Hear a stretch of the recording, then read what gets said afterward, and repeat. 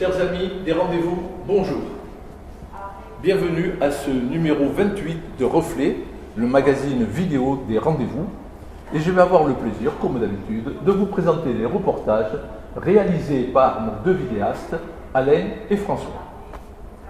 Le mois de novembre a été assez perturbé pour les rendez-vous de Saint-Estève, puisque nous avons dû permuter les 7 d'octobre et de novembre, et puis aussi nous avons dû décaler dans le temps le débat d'Arnaud de Tribillac. Heureusement, tout est rentré dans l'ordre, et la cave d'Ombrial, notre partenaire habituel, est resté fidèle à ses engagements de parrainage. Au sommaire de ce numéro 28, 2 reportages. Le premier sur la conférence d'Abdelhaï Minaï sur les libres penseurs contemporains en islam, qui a eu lieu le 22 novembre, et puis le débat animé par Arnaud Tribillac sur la liberté d'expression et la critique de la religion, qui a eu lieu le 29 novembre. Commençons par les images, commençons avec le premier reportage et l'interview d'Abdelhaï Minaï. Et aujourd'hui, il s'agit des libres penseurs, donc les libres penseurs contemporains de l'islam. Ces penseurs dont on ne parle jamais et qui sont issus du monde dit arabe, qui travaillent sur place dans leur pays respectif, avec tous les dangers que cela suppose, parce qu'ils se donnent comme mission l'analyse des textes sacrés, la tradition sacralisée. Ils sont l'ennemi de l'ignorance institutionnalisée et sacralisée aussi.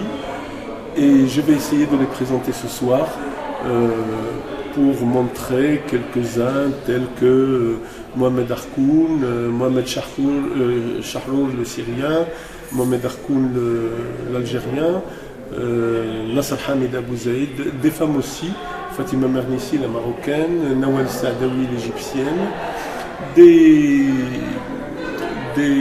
spécialistes de la philologie, de la dicodologie, et pour donner vraiment un aperçu de cet islam dont souffrent déjà les musulmans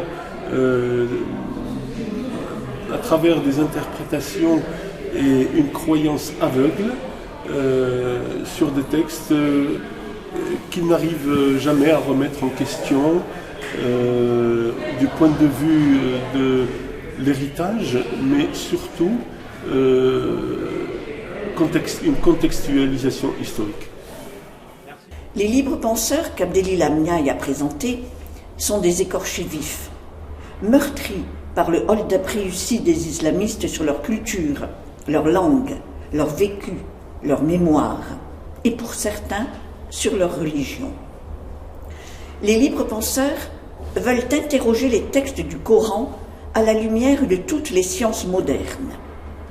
Par leurs ouvrages, trop souvent discrètement distribués ou même interdits dans leur pays, ils interpellent leur société sur les libertés, la démocratie, l'altérité, les droits humains, l'égalité homme-femme.